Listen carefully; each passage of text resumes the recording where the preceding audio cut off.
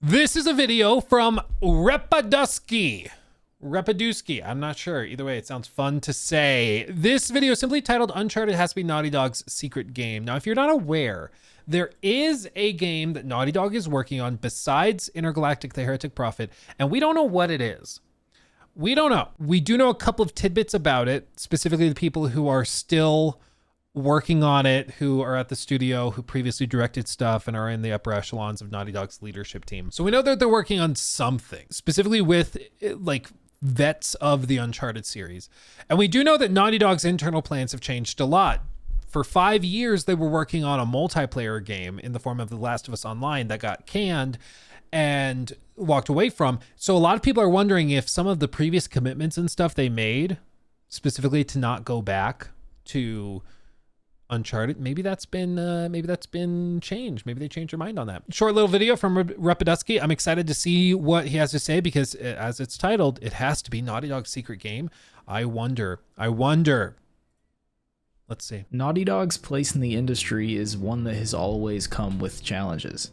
Despite a run of games that have in every instance shaken the medium, the studio remains in the most unique version of their success to date.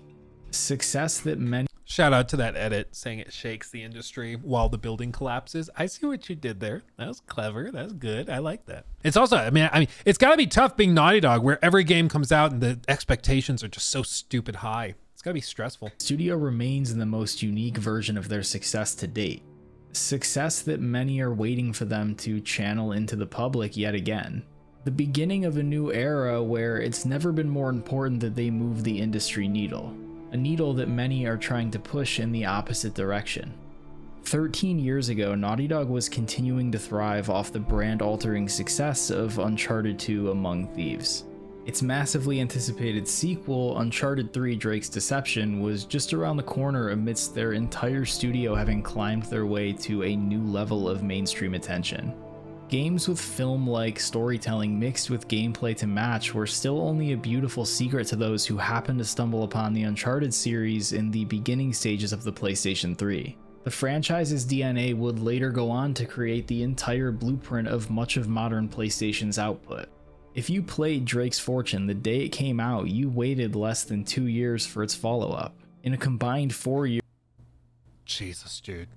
Yeah, it used to be so quick. The other one we pointed to was with Rocksteady. They made Arkham Asylum in 2009. Arkham City came out in 2011. Like, they pumped that out in 2 years. It's outrageous. They just casually pumped out like a masterpiece like it was nothing. But that's how it used to be, man. You used to be able to pump out AAA games that quick. It was just absolutely outrageous. 53 nights. We need AI to speed up game development. That's the fix. Yeah, we finally figured it out. Years to get your hands on an expertly crafted trilogy. It has now been almost 5 years since the launch of The Last of Us Part 2. Yeah. One real pandemic in... Now it's been over 5 years. Because it was June 10th, maybe? That sounds right. June 10th of 2020 is when it came out. Yeah, over 5 years, man. 5 years and still nothing. And during that time, I mean, 2019, it was understood they had started working on the online game, The Last of Us Online, and then they only canceled it last year. So they worked on it for like 5 years and canned it. Pumped out a lot of remakes and remasters during that time, though. One far more interesting fictional one later, Naughty Dog finds themselves in the same headspace they were in 13 years ago, developing and releasing their first new IP since 2013. And in addition to Intergalactic, something else. Naughty Dog was known for developing one game at a time up until The Last of Us was accidentally revealed in a London bar on launch night of Uncharted 3. 11/1/11, a date that would precede their biggest risk yet. Naughty Dog was no stranger to the now defunct Spike Video Game Awards, however a new game reveal would... Yeah, people forget that's where Jeff got his start, was the Spike Game Awards. ...typically be over a year out. Uncharted 3 had a single month of shelf life before they would reveal The Last of Us. And still, despite an oncoming undead fatigue at the time, Naughty Dog's credibility built over those last 4 years carried into the early reception for the reveal. The trailer spoke for itself as shown by the comments. The internet was a far more innocent place than it has grown to be. When it's time for these renowned studios to launch a new IP, their entire existence becomes a proving ground. A success like Uncharted Drake's Fortune or The Last of Us usually means they go on to create within that success for long periods of time. Creating a sequel... Yeah, but haven't you heard how much money live service can make? Dude, so much money. Yeah, making great games is good, blah, blah, blah, but money though. And additive content is something they know people will show up for, as they have already achieved that investment. And each time they have pushed the boundaries of what character development can look like in their medium, sinking people deeper into that investment. While this instance of a new IP by way of Intergalactic is similar to what happened in 2011, the scope of it today is far different. 2011 Naughty Dog had everyone in their favor, but the bolder your stories become, the more likely your audience is to shift in different directions. The challenges of a modern Naughty Dog are ones with a microscope on them at all times. Regardless of technical prowess, there will always now be something to prove. To portions of the consumer base, you are only as good as your last game. Settling into success isn't an option. Contrary to popular belief, but to a certain extent, I think that Naughty Dog is in a spot where, you know, the old joke is there's no such thing as bad press. I think, you know, Intergalactic: The Heretic Prophet will have more eyes on it than anything they've had before. Well, Last of Us Part 2 was crazy. I guess once they have actual gameplay reveals and stuff, we'll be able to tell. But both positive and negative, fans and haters, there will be a lot of eyes on Intergalactic. And I mean, I think that they're already aware of it, because if you don't remember, no, they re-enabled it. Okay, this is interesting. Discovery made. Initially on the PlayStation version of the trailer, they had the likes and dislikes disabled. You couldn't see any. You couldn't even vote, upvote, or downvote. They just had likes and dislikes disabled. But now they've added it back in after the initial reveal. That's interesting. I think it was the PlayStation. It was either the PlayStation upload or the Naughty Dog upload. But I think it was the PlayStation one. That's interesting. But yeah, for sure, because I remember we talked about it when they first dropped this trailer. They had it disabled, and I think it was pretty indicative of how they were braced for the reaction, you know, just because it's Naughty Dog. I mean, I don't think the trailer was like upsetting or anything. I personally think the trailer was just like not a very good trailer for introducing a new IP to the world. But I think, like I told you next to nothing about what the game actually will be. But the fact that they were so braced for hate that they had likes and dislikes disabled, I think was pretty telling. NG trailer has no comments. Oh, are the comments still disabled? Hold on. They sell hair as a separate DLC. I feel like Will Smith will slap me for making fun of her. Oh my God, dude. Some of these comments are unbelievable. Dude. Like, what the hell? This one's kind of fun. This game is going to make $1 concordillion. Wow. That's pretty funny. Wait, so you're saying the Naughty Dog upload doesn't have comments enabled yet? Yeah, you're right. They turned off comments on the Naughty Dog upload. Interesting. Oh, why not just use the plugin for the dislikes? In my experience as a YouTuber, that plugin, the Chrome plugin that adds the dislikes back in, is very off. Like in my experience, it's sometimes off by as much as like 50-60%. Like if it says that it has 100,000 downvotes, it might actually have like 50,000. It doesn't actually have access to the data of dislikes. What it does is it looks at how many people have the extension and press the downvote button, and then it extrapolates from that, estimating a certain percentage disliked, and so then it extrapolates. But in my experience, it's pretty off. So the plugin, I wouldn't rely on that. But yeah, who knows? Either way, I think it's indicative that they know that there's a lot of the gaming community that don't like them, that are keeping a close eye on them. Naughty Dog's fan base is not as big as the internet would want you to believe, but it doesn't mean it isn't loud. Still, in 2024, there is a part of the consumer base blissfully ignorant of leaks or anything that got them into their current position in the industry. The division didn't start with The Last of Us Part 2. It started with Uncharted 4. In order for Uncharted to end in the place that it did, it required a pivot of tone. Tone that came with the loss of industry titan Amy Hennig.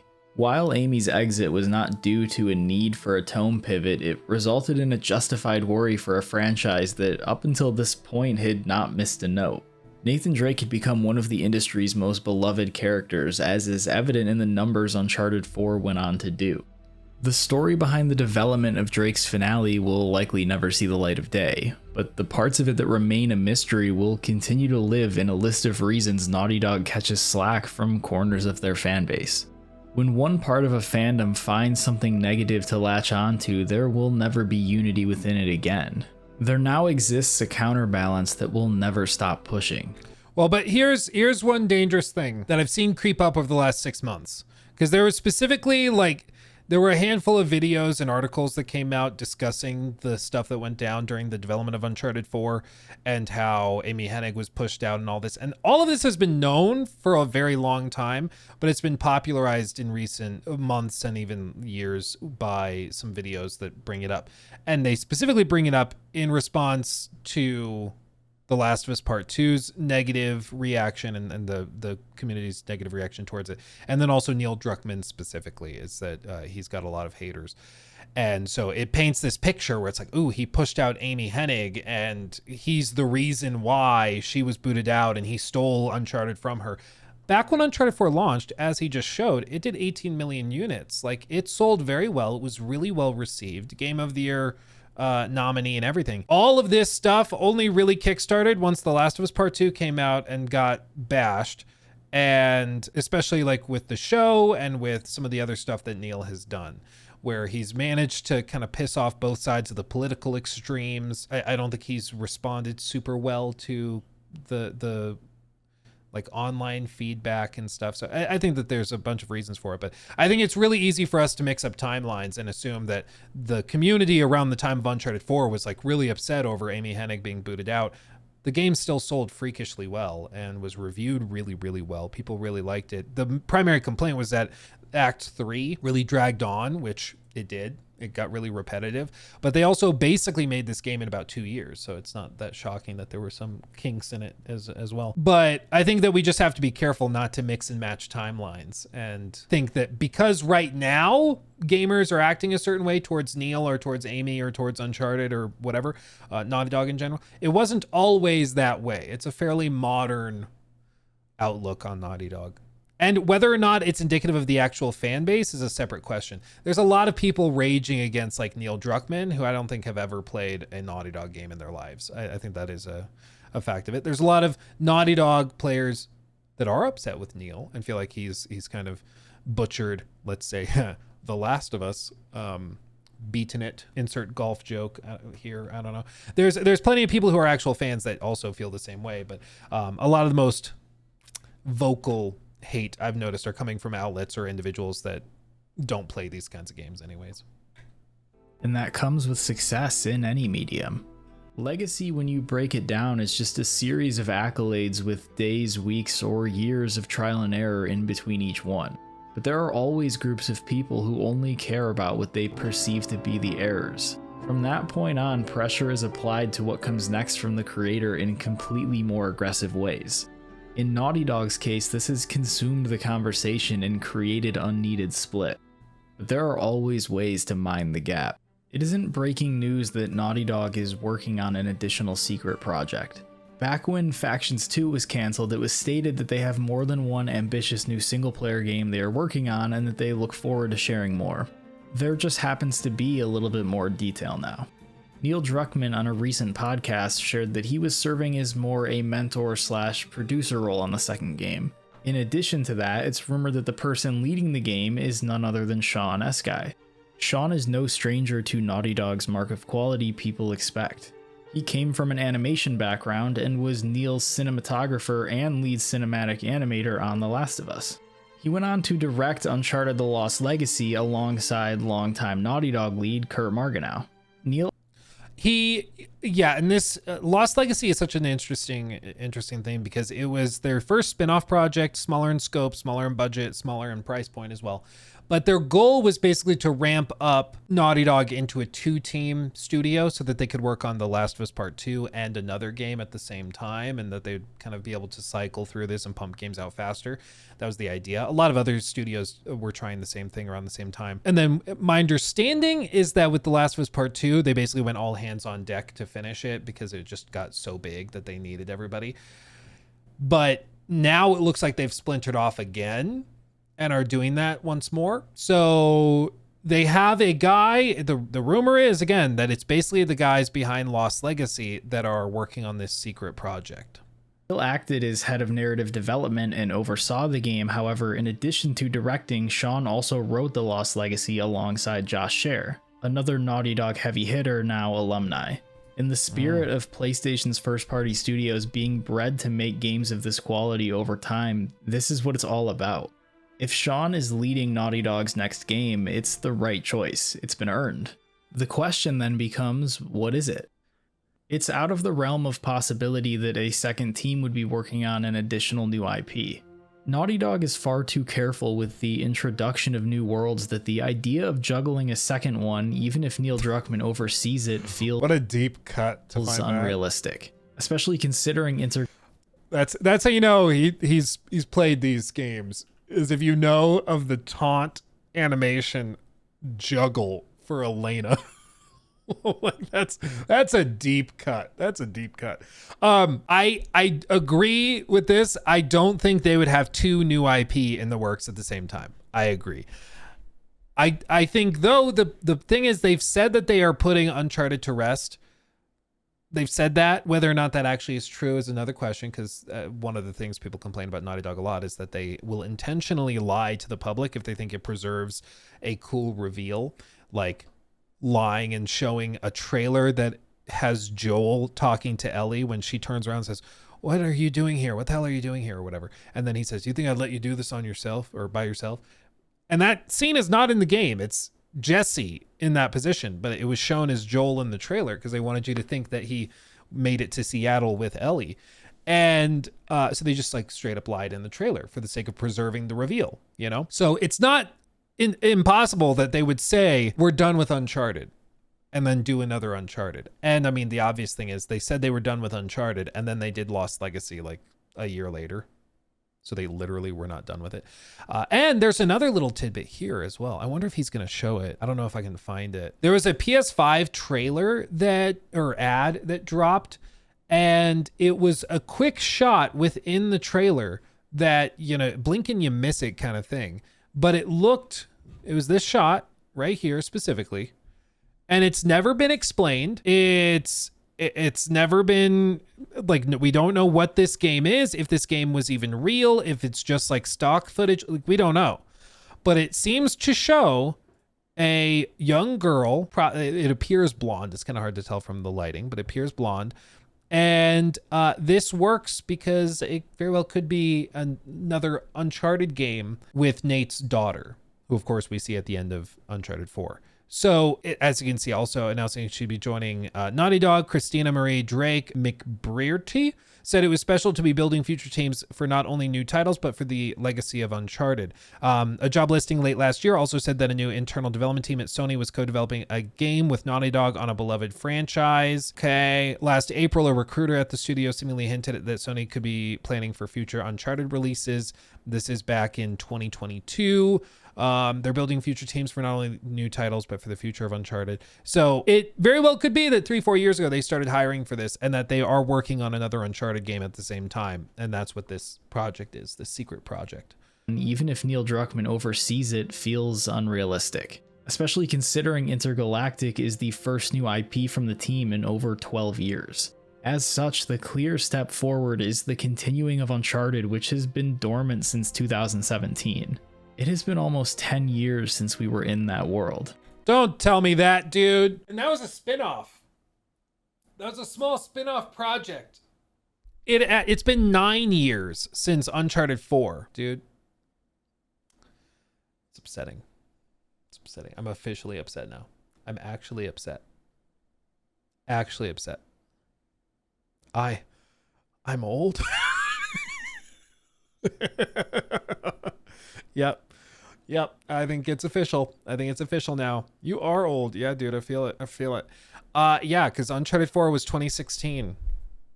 So it'd have been like 18, 19. I don't remember exactly when it launched. Was it May or was it like August? I don't remember. But yeah, I was like 18, 19 years old.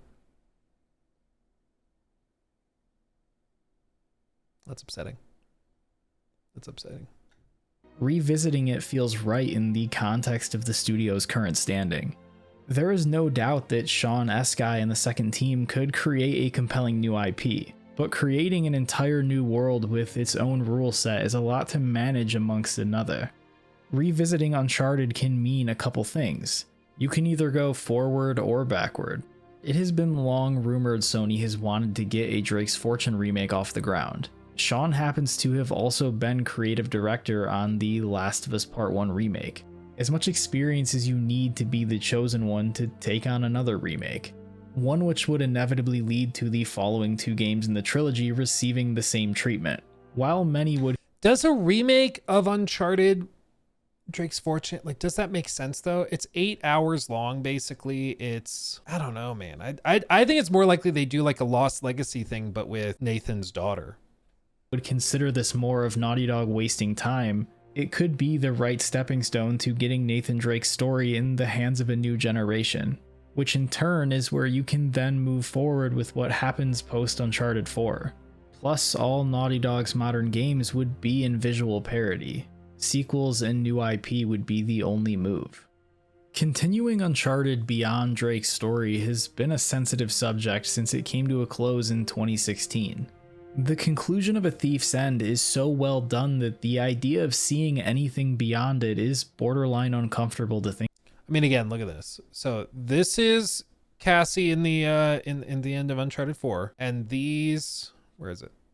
These are the shots from that trailer, from that PlayStation 5 ad that as of right now, again, has never been claimed. Nobody knows. Everything else in that trailer, as far as I can remember, had to do with an IP. It was like a reference to God of War, reference to Horizon, reference to this, reference to that. To this day, we still don't know what this was a reference to. Like, I don't think it's impossible. I really think, like, as time has gone on, like, it very well could be that this is Cassie in, you know, an upcoming Uncharted game or something. Well done that the idea of seeing anything beyond it is borderline uncomfortable to think about. However, even 9 years ago, it was clear as day that Cassie Drake is set up to be the continuation of Legacy, should Naughty Dog choose to pursue it. She is her father's daughter. The issue becomes that another studio cannot continue Uncharted unless that studio is comprised of former Naughty Dog developers and writers. Uncharted's character... Well, I believe... Wait... No, it was Sony Bend. They were working on, I think it was a new IP, but there was reporting that they had been helping with some unannounced, unrevealed Uncharted game. And then I think it was Blue Point was working on a God of War live action game. Am I getting that right? Or live service. I believe that's what it was, but it's been a minute since I read those articles. But yeah, there was talks of them helping with something, but I mean, I think Uncharted is so special to Naughty Dog, they'd want to keep their hands on it primarily for big releases. But that's another question. If they're going to do a game with Cassie, is that something you want to treat as a small spin-off game, or do they want to kickstart like a new trilogy and put a lot of weight behind it? I don't know. Writing sits among the greats, and Sean has shown he understands why and how that is. Naughty Dog's games and IP are far too high-end to pass off to another studio. That talent doesn't just exist everywhere. Golden Abyss was able to work because it was a handheld game. While a great game, it launched 3 months after Drake's Deception with the gameplay of Drake's Fortune. In most situations, should Uncharted be passed on, it would be an obvious step down if developed by anyone else. Which is why the second game being developed alongside Intergalactic is most likely Uncharted, remake or sequel. Sean and the team have the tools and the know-how to do it right. Many think the idea of Cassie being a treasure hunter would be a disservice to the messaging of greed and what it can cause that Uncharted 4 so well conveyed. How could Nathan Drake in any world allow his daughter to suffer in his footsteps? If the sequel followed real time as the games always felt like they generally did, Cassie would be in her early 20s by now. Regardless of Drake's parenting ability, she's going to do whatever she wants, and that's a very easy and compelling way to continue this series. Cassie may not want her achievements to solely live in her father's shadow. Some people need to create their own legacy, and one's not going to hear all those amazing stories and not seek their own adventure. If that's not what Uncharted is all about, then what is? Or they'll introduce it. It's really sad. He's no longer with us. It's a really tragic golfing accident. And then she's like, I have to finish his last hunt, his last search for treasure. We're gonna find the Ark of the Covenant and bring him back. Dude, that honestly, I'd find that funny. I'd be down for that. They're just like, yeah, let's just go for that. Why not? It wouldn't be insane to me if they had him dead, not in a golfing accident. That would be a little on the head. But I think if they were to shake it up and maybe it's like, hey, Nathan died and now she's trying to find how to continue his legacy or something, there's something they could do there. Or you just freaking have him show up as like an actual cameo or something, and she goes out and you play the whole game and it's like 80% of the way through and then Nathan shows up out of nowhere. There's all sorts of things you could do with that. Will there be a muscle mommy? Well, if Neil's involved, absolutely. But if he's just consulting and doing like sort of mentorship stuff, as he said that he's doing with it, probably not, because that seems to be a Neil thing primarily. Seems to mainly be a Neil thing, The beginning of a new Uncharted saga would also benefit from starting from a lighthearted place like it did back in 2007. Who better to orchestrate that than the person who managed to pull exactly that off in the most recent entry? The Lost Legacy had the mastered gameplay mechanics of Uncharted 4 and felt infused with the spirit of Amy Hennig. It featured set pieces that rival the franchise's best. Ultimately, they managed to deeply expand upon the life and personalities of Chloe Fraser and Nadine Ross, while still making sure it didn't forget where it came from. Uncharted has way too many unexplored characters to start somewhere completely fresh. Much like The Last of Us isn't The Last of Us without Ellie, Uncharted isn't Uncharted without a Drake and company. Naughty Dog should always have people rising to the occasion and becoming new leads over time. It's always been that way, and it's always worked that way when done very carefully.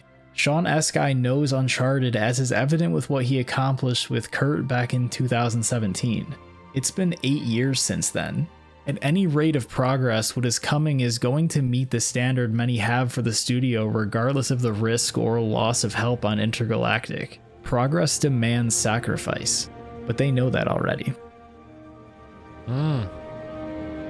I think it is very likely that they're working on something Uncharted related. I personally hope it's not just another remake, for the love of God.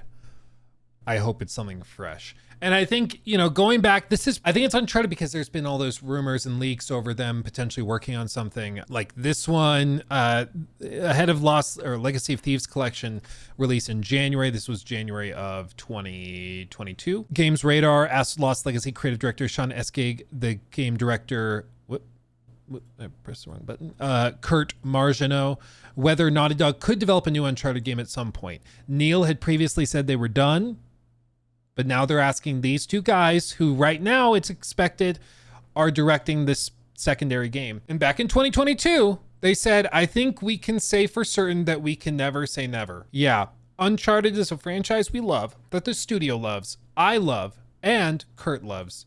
It's a world we want to see more of. So I can certainly say that. So I think it's very possible. I think it's very, very possible. Yeah, I think it's very, very possible. And we know that they're continuing to double down on Uncharted stuff with the movies, with these two. There's all sorts of stuff they're still doing. And I think, this still remains unanswered now, over 2.5 years later. We still don't know what this was a reference to. And again, maybe it is just a one-off, but they had to take the time. I believe it's live action, unless it's a really good cinematic, but I believe it's live action. They had to go to this trouble to actually like develop this and cut it. So I just think like it'd be a crazy coincidence. It'd be a crazy coincidence. No, I want the trailer. New promo titled Live from PS5. Can I find the full trailer just so I can show you? This is the original video and they took it private. The video's gone. What? Why would they do that? They know you're snooping, Luke. Wayback Machine? I don't think Wayback Machine will back up the video. It's just going to back up the page. The actual video's gone. I don't know, man. That's strange. I didn't know they had taken it off. Maybe it's just, it could be that they're like, oh no, people are snooping. It could also be that they're like, people read into that way more than we thought they would. We just put a girl in a cave and said action. We didn't think anything of it. They're like, it's generic, whatever, who cares? We didn't think people would read into this much, but maybe. PlayStation Australia YouTube still has the trailer. Oh, okay. See, so it had these little snippets. Father and son, stop, okay. Crash. Not Crash. Ratchet, don't come at me. Not Crash Bandicoot. Damn it. This little knot, okay. Okay, some racing references. Where is it? Oh, see that? So all these shots. Racing.